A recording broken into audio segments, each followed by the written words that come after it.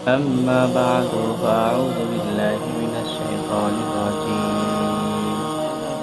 بسم الله الرحمن الرحيم. الحمد لله رب العالمين الرحمن الرحيم. صدق الله مولانا العظيم.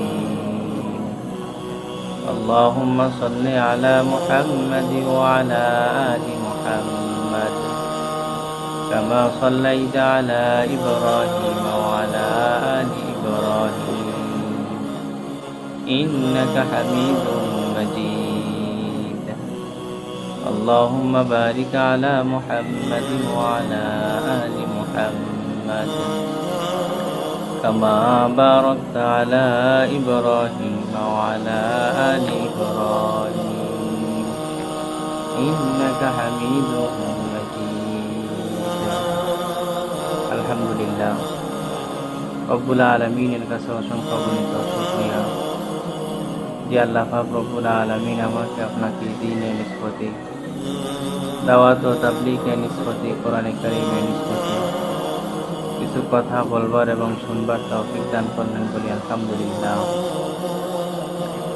আমি কোরআনে কারীম থেকে এখানে আয়াত তেলাওয়াত করেছি। এই আয়াতের মধ্যে আল্লাহ তাআলার প্রশংসার কথা বলেছেন। আল্লাহ তাআলা যে দুনিয়ার মালিক, দুনিয়ার খালিক, আল্লাহ তাআলা যে দুনিয়া সৃষ্টি করেছেন, আসমান সৃষ্টি করেছেন, জমিন সৃষ্টি করেছেন, এই কথাগুলো আল্লাহ তাআলা সূরা ফাতিহার মধ্যে আল্লাহ তাআলা উল্লেখ করেছেন। আল্লাহ তাআলা পবিত্র কোরআনের মধ্যে বলেন, বিসমিল্লাহির রহমানির রহিম, আলহামদুলিল্লাহি রাব্বিল আলামিন আর রহমানির রহিম। আল্লাহ তাআলা পবিত্র কোরআনের মধ্যে বলেন, সমস্ত প্রশংসা আল্লাহ তাআলার জন্য, তিনি সমস্ত পৃথিবীর প্রতিপালক। আল্লাহ তাআলা এই দুনিয়ার মালিক, আল্লাহ তাআলাই খালিক। আর রহমানির রহিম, যিনি দয়াময় আল্লাহ, যিনি দয়াল। আল্লাহ তাআলা বলেন, আমি দয়ার আল্লাহ, আমি রহমান, আমি রহিম, আমি দুনিয়া সৃষ্টিকর্তা। এজন্য আল্লাহ তাআলা অনেক দয়ালু, অনেক মেহেরবান। আল্লাহ তাআলা দুনিয়ার মধ্যে অনেক কুদরত রয়েছে, অনেক নিদর্শন রয়েছে। যেরকম আল্লাহ তাআলা আসমান বানাইছেন কোনো খুঁটি ছাড়া, এরকমভাবে জমিন বানাইছেন আল্লাহ তাআলা কোনো কিছুই ছাড়া। আমরা যদি এরকমভাবে আল্লাহ তাআলার কুদরতের দিকে লক্ষ্য করি, আল্লাহ তাআলার কুদরত দুনিয়ার মধ্যে অভাব নাই। আমাদের এরকম মেধা শক্তি হয়রান হয়ে যাবে, কিন্তু আল্লাহ তাআলার কুদরত আমরা বাহির করতে পারবো না। তো আল্লাহ তাআলা বলেন, আমি দুনিয়ার মধ্যে অনেক কুদরত রেখে দিয়েছি, অনেক নিদর্শন রেখে দিয়েছি, তোমরা যেন এগুলা থেকে শিক্ষা গ্রহণ করতে পারো, তোমরা যেন আমি রব্বুল আলামিনকে চিনতে পারো। একটা মিসাল দিলে বুঝবেন যে আমরা যখন বিল্ডিং অট্টালিকা বানাই, এরকমভাবে টিনের ঘর বানাই, একটা ঘর বানাইতে হলে কতগুলা খুঁটি দরকার হয়, কতগুলা খুঁটি ব্যবস্থা করতে হয়। তো আল্লাহ পাক রব্বুল আলামিন বলেন, আমি আসমান, এত বড় একটা আসমান বানাইলাম, এত বড় আসমানের মধ্যে আমি একটা খুঁটি ব্যবহার করলাম। এটার মধ্যে আল্লাহ তাআলার একটা কুদরত পাওয়া যায়। এরকমভাবে দেখেন যে একটা লোহা এরকমভাবে পানির মধ্যে রাখা যায় না, পানির মধ্যে রাখতে দেরি, লোহা পানির নিচে যাইতে দেরি করে না। তদ্রূপভাবে আবার নদীর মধ্যে, সাগরের মধ্যে জাহাজ অট্টালিকা ভাসতে থাকে, ওগুলো কিন্তু লোহার তৈরি, টনকে টন। এদিক দিয়ে পুকুরের মধ্যে বা পানির মধ্যে যদি আপনি একটা লোহার জিনিস রাখেন, এটা সঙ্গে সঙ্গে পানির নিচে চলে যায়। ওদিক দিয়ে সাগরের মধ্যে, নদীর মধ্যে টনকে টন জাহাজ, টনকে টন এরকমভাবে শিপ, লোহার তৈরি, ওগুলা ভাসতেছে, চলতেছে। আল্লাহ তাআলা বলেন, দুনিয়ার মধ্যে আমি আমার কুদরত রেখে দিয়েছি, নিদর্শন রেখে দিয়েছি, তোমরা এগুলা থেকে শিক্ষা গ্রহণ করো।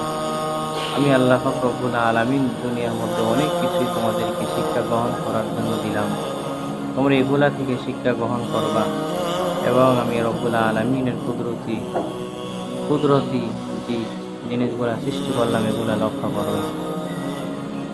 কিতাবের মধ্যে পাওয়া যায় যে আল্লাহ তাআলা যে কুদরতওয়ালা, আল্লাহ তাআলা যে নিদর্শনওয়ালা সুন্দর একটা ঘটনা পাওয়া যায় যে এক ব্যক্তি, ওনার অনেক বড় একটা রোগ হয়েছে। উনি একবার লোকমান হাকিমের কাছে এসে চিকিৎসার জন্য বলল, হুজুর আমার অনেক বড় একটা রোগ হয়েছে, আপনি আমাকে একটু চিকিৎসা করেন। তো লোকমান হাকিম, ওনার একটা বৈশিষ্ট্য ছিল যে উনি যখন বাগানে দিয়ে হাঁটতেন, তো বাগানের দিয়ে যখন হাঁটতেন গাছ ওনার সাথে কথা বলতেন যে আমি এই রোগের চিকিৎসা, আমি এই রোগের ওষুধ, তুমি আমাকে নেও। তো ওই লোক তিনার কাছে যখন রোগের কথা বলল, তো লোকমান হাকিম বলতেছে যে তুমি যে রোগের কথা বলেছ, এই রোগের ওষুধ আমার কাছে নাই। তখন ওই ব্যক্তি চিন্তা করলো যে বড় একজন হাকিমের কাছে আমি আসলাম, যিনার কথা এরকমভাবে গাছে যিনার সাথে কথা বলে রোগের কথা বলে দেন, এরকম একজন লোকের কাছে আমি আসলাম, উনি যেহেতু আমার রোগের কথা, রোগের ওষুধ বলেছে, এই ব্যাপারে রোগের ওষুধ নাই, তাহলে তো আমার মৃত্যু ছাড়া কোনো উপায় নেই। ওই ব্যক্তি যখন এই কথাটা শুনল, ওই ব্যক্তি সঙ্গে সঙ্গে কবরস্থানের কাছে চলে গেল। উনি বলতেছে যেহেতু আমার কোনো ওষুধ নাই, আল্লাহ তাআলা আমাকে যে রোগ দিয়েছে ওই রোগের যেহেতু ওষুধ নাই, তাহলে আমি কবরস্থানের কাছে গিয়ে বসে থাকি, সময় ওখানেই কাটাই এবং মৃত্যুর আশা করি, মৃত্যুর আকাঙ্ক্ষা করি। কারণ আমার যেহেতু ওষুধই নাই, তাহলে তো আমার মৃত্যু চলেই আসবে। তখন ওই ব্যক্তি একটা কবরের পাশে গিয়া, কবরস্থানের পাশে গিয়া বসে রইল। তখন উনি হঠাৎ করে দেখতেছি যে এরকমভাবে মৃত ব্যক্তির মাথার একটা ঠুলি পড়ে আছে, ওইটার মধ্যে বৃষ্টির কারণে অনেকগুলো পানি জমে আছে। তো ওই ব্যক্তি দেখতেছে কিছুক্ষণ পরেই একটা বিষাক্ত সাপ ওই পানি থেকে কিছু পানি পান করলো। তখন ওই ব্যক্তির একটা বুঝ আসলো যে এই বিষাক্ত সাপ যেহেতু পানির মধ্যে মুখ দিয়েছে, আমি যদি এই পানিগুলো পান করি হয়তো বিষের যন্ত্রণা আমি মারা যাব। তখন ওই ব্যক্তি ওই মাথার ঠুলিটার কাছে গেলেন এবং ওই যে সাপ যে পানির মধ্যে মুখ দিয়েছে, ওখান থেকে কিছু পানি উনি খেয়ে ফেলছেন, আর উনি মৃত্যুর আশা আকাঙ্ক্ষা করতেছেন। কিছুক্ষণ পরে উনি ওনার শরীরের মধ্যে তাকিয়ে দেখে উনি এখন পরিপূর্ণ সুস্থ। উনি সঙ্গে সঙ্গে লোকমান হাকিমের কাছে গিয়ে বলতেছেন, হুজুর আপনি তো বলেছেন আমি কোনোদিন সুস্থ হব না, আপনার কাছে আমার ওষুধ নাই, কিন্তু আমি তো আপনার এই কথা শুনে একটা কবরের পাশে চলে গেলাম। ওখানে গিয়ে আমি দেখতেছি একটা মৃত ব্যক্তির মাথার ঠুলি পড়ে আছে, ওখানে কিছু পানি জমা আছে এবং দেখতেছি একটা বিষাক্ত সাপ ওই ঠুলি থেকে পানি পান করছে। তো আমি ভাবলাম যেহেতু এটা বিষাক্ত পানি, যেহেতু একটা সাপ সাপ এখান থেকে পানি খেয়েছে, তো আমি মনে করলাম বিষাক্ত পানিগুলা খেয়ে আমি মারা যাই। আমি যখন পানিগুলা খাইলাম, তো আল্লাহ তাআলা দেখে আমাকে পরিপূর্ণ সুস্থ করে দিয়েছে। তো লোকমান হাকিম বলতেছে এটাই তো আল্লাহ তাআলার কুদরত, কারণ আল্লাহ তাআলা তোমার যে ওষুধ অসুস্থ, এটার ওষুধ আমার কাছে আল্লাহ তাআলা দেন নাই, এটার ওষুধ আল্লাহ তাআলা ওখানেই রেখে দিয়েছে। এই জন্য আল্লাহ তাআলা তোমাকে ওইখানে নিয়ে আল্লাহ তাআলা তোমার অসুস্থকে এরকমভাবে সুস্থ করে দিয়েছে। এই জন্য আল্লাহ তাআলার কুদরত অনেক জায়গার মধ্যে রয়েছে। আল্লাহ তাআলার নিদর্শন পুরা জমিন আসমানের মধ্যে রয়েছে। আল্লাহ তাআলা বলেন যে বান্দা যখন আমার নিদর্শন নিয়ে গবেষণা করবে, আমার কুদরত নিয়ে গবেষণা করবে, বান্দার ঈমান বেড়ে যাবে। এই জন্য সব সময় আমাদের আল্লাহ তাআলার নিদর্শন নিয়ে, আল্লাহ তাআলা যে সৃষ্টি করেছেন যেগুলো, এগুলা নিয়ে সব সময় গবেষণা করা যে আল্লাহ তাআলা তো রহমান, আল্লাহ তাআলা তো রহিম, আল্লাহ তাআলা তো সত্তার। সব সময় আল্লাহ তাআলার রহমতের আশা করা, কারণ দুনিয়ার মধ্যে আল্লাহ তাআলা ছাড়া আমাদেরকে কেউ শান্তি দিতে পারবে না। এক ব্যক্তি আল্লাহর রহমতের আশায়, উনি বড় বুজুর্গ ছিলেন, উনি আল্লাহ তাআলার রহমতের আশায় আরাফার ময়দানে গিয়ে বলে লাব্বাইক আল্লাহুম্মা লাব্বাইক। উনি বলে আল্লাহ আমি আপনার ঘরের সামনে হাজিরা দিতেছি, আমি এখানে উপস্থিত। আল্লাহ বলেন তোমার কথা আমি শুনব না।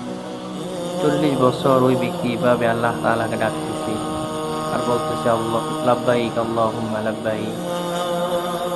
হুজুর এভাবে 40 বছর, ওই ব্যক্তি 40 বছর এভাবে আল্লাহ তাআলাকে ডাকে। তো ওনার সাথে ওনার খাদেম ছিল। খাদেম বলতেছে, হুজুর আপনি প্রত্যেক দিন এভাবে লাব্বাইক আল্লাহুম্মা লাব্বাইক বলতেছেন, আর উপর থেকে জবাব আসতেছে, আমি তোমার কথা শুনবো না, তোমার কথা জবাব আমি দিব না, আপনি কেনই ডাকতেছেন, কেনই বা ডাকেন?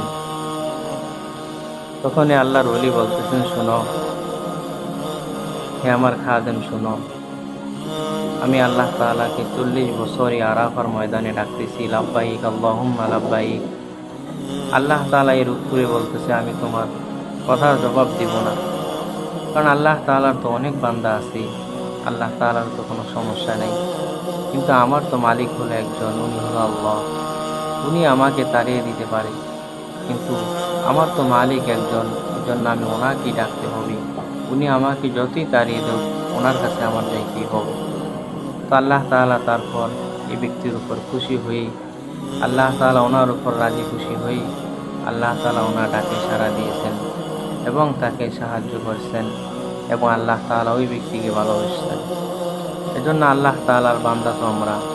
আল্লাহ তাআলার দুনিয়ার মধ্যে অনেক বান্দা রয়েছে, অনেক বান্দি রয়েছে, কিন্তু আমাদের মালিক তো শুধু একমাত্র আল্লাহ।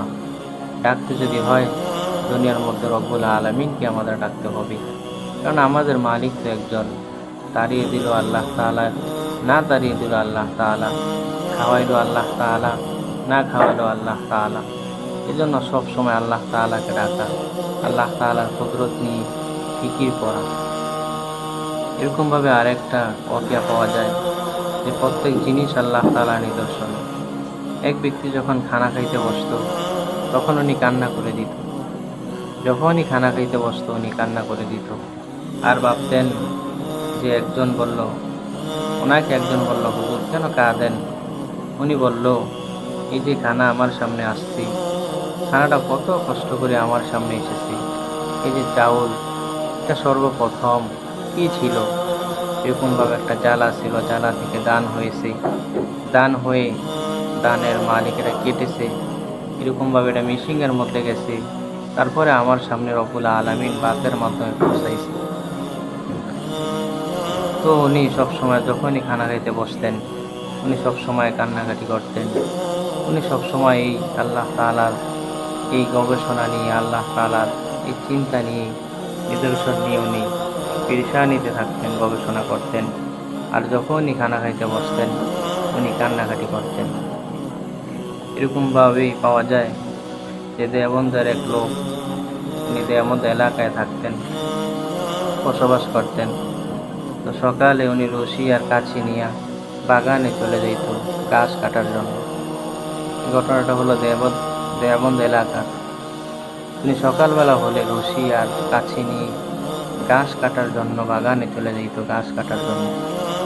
বিকালে তা বিক্রি করে টাকা কিছু গরিবদেরকে দিত, কিছু টাকা সংসার চালাইতেন, কিছু টাকা উনি জমা করতেন। তো জমাগুলা টাকা, যে টাকাগুলো উনি জমা করতেন, এই টাকাগুলো যখন 1 বছর হতো, এই টাকা দিয়া উনি দারুল উলুম দেওবন্দের ওস্তাদদেরকে সবাইকে দাওয়াত করে খাওয়াইতেন। তো দারুল উলুম দেওবন্দ মাদ্রাসার মুকামিম আল্লামা কাসেম নানুতুবি রহমাতুল্লাহ আলাইহি দাওয়াত বেশি খাইতেন না, কিন্তু ওই ব্যক্তির দাওয়াত যখন আসতো তিনি পাগল হয়ে যেত দাওয়াত খাওয়ার জন্য। কেউ একজন কাসেম নানুতুবি রহমাতুল্লাহ আলাইহিকে জিজ্ঞাসা করলো, হুজুর আপনি এই দাওয়াতের জন্য কেন এত পাগল হন? হুজুর বলল, আমি যখন এই খানা খাই তখন আমার পেটের মধ্যে একটা নূর ঢুকে, কারণ এটা হলো হালাল খানা। এটার দ্বারা, এই কথার দ্বারা এটাই বোঝা যায় যে আল্লাহ তাআলার নিদর্শন, আল্লাহ তাআলার নিদর্শন সব কিছুর মধ্যে রয়েছে, হালাল খানার মধ্যে রয়েছে। এরকমভাবেই আমাদের চোখের সামনে আমরা যেগুলা দেখতে পাইছি, সেগুলো সব আল্লাহ তাআলার নিদর্শন, আল্লাহ তাআলার দয়া। আল্লাহ তাআলা সব কিছু করতে পারেন বান্দাকে ছাড়া, কিন্তু বান্দা কোনো কিছু করতে পারেন না আল্লাহ তাআলাকে ছাড়া। যদি আমাদের চোখের সামনে যদি আমরা তাকাই, এরকমভাবে দেখতে পারি যে একটা আম, এটা সর্বপ্রথম কি ছিল? আল্লাহ তাআলা বড় করতে করতে আমাদের সামনে আম রূপে এনে দিয়েছেন, আমরা এগুলা খাইতেছি। এরকমভাবে আল্লাহ তাআলা কত নিদর্শন দুনিয়ার মধ্যে আছে। একটা পাখি, এটা সারাদিন ঘুরে ঘুরে ঘুরে খাইতেছে এবং বিকালবেলা ওনার ঘরের মধ্যে চলে আসতেছে। আল্লাহ তাআলা সারাদিন ওনার খানার ব্যবস্থা করে দিতেছে। একটা গরু, আল্লাহ তাআলার কত বড় নিদর্শন। আসলে আল্লাহ তাআলাকে যদি আমরা চিনি, তাহলে আল্লাহ তাআলার কিছু নিদর্শন সবগুলার দিকে তাকান লাগে না। কিছু নিদর্শনের দিকে যখন তাকাই, আল্লাহ তাআলা বলেন যে বান্দা, তুমি আমাকে চিনতে পারবা। তুমি রব্বুল আলামিন যে কি কুদরত, আমি আল্লাহ তাআলার যে কি শক্তি, তুমি এগুলা বরদাস্ত করতে পারবা, গ্রহণ করতে পারবা। দেখেন, আমার আপনার হাতের আঙ্গুল পাঁচটা আঙ্গুল ভিন্ন রকম। একটা আঙ্গুলের সাথে আর একটা আঙ্গুলের কোনো মিল নাই। তো আল্লাহ তাআলা বললেন যে তোমার শরীরের মধ্যে যদি তুমি তাকাও, আমি রব্বুল আলামিনের নিদর্শনগুলা দেখতে পারবা। আমি আল্লাহ তাআলা যে দয়ালু, আমি আল্লাহ তাআলা যে কুদরতওয়ালা, নিদর্শনওয়ালা, এগুলা বুঝতে পারবা। এজন্য আল্লাহ পাক রব্বুল আলামিন বলেন, এই সমস্ত পৃথিবী আমি আল্লাহ তাআলা সৃষ্টি করেছি। আমি আল্লাহ হলো দয়াময় আল্লাহ। আমি আল্লাহই দুনিয়া সৃষ্টি করেছি, আসমান সৃষ্টি করেছি, জমিন সৃষ্টি করেছি, মানুষ সৃষ্টি করেছি, পশু পাখি সব কিছুই আমি আল্লাহ তাআলা সৃষ্টি করেছি। তো দুনিয়ার মধ্যে দেখি আমরা অনেক মানুষ আল্লাহ তাআলাকে বিশ্বাস করে না। অনেক মানুষ আল্লাহ তাআলা যা আছে এটা বুঝতে চায় না, নিতে চায় না। তো আল্লাহ তাআলা বলেন, বান্দা, তুমি যে আমি যেগুলা সৃষ্টি করছি, আসমানের দিকে তাকাও, জমিনের দিকে তাকাও। এগুলার দিকে তাকাইলে আমার কুদরত দেখা যাবে, আমার নিদর্শন দেখা যাবে। এগুলা দেখেই তুমি আমাকে বিশ্বাস করো যে আমি আল্লাহ পাক রব্বুল আলামিন যে আছি, আল্লাহ পাক রব্বুল আলামিন যে একজন আছে। এগুলার দিকে যখন তাকাইবা, তখন তুমি আমার নিদর্শনগুলা পেয়ে যাইবা। তুমি আমাকে চিনতে পারবা, আমাকে বুঝতে পারবা, তারপর তুমি ইবাদত বন্দেগী করতে পারবা। এজন্য আল্লাহ তাআলা আমাদের সবাইকে আল্লাহ তাআলাকে চিনার এবং আল্লাহ তাআলা যেগুলা সৃষ্টি করেছেন এগুলা কুদরতগুলা বুঝে বুঝে দেখার, আমল করার, আল্লাহ তাআলার নিদর্শনগুলা দেখে আল্লাহ তাআলাকে চিনে রব্বুল আলামিনের উপর ঈমান এনে ইবাদত বন্দেগী করার তৌফিক রব্বুল আলামিন আমাদের সবাইকে দান করুক বলে আমিন। এবং আল্লাহ তাআলাকে ভয় করার তৌফিক দান করুক বলে আমিন।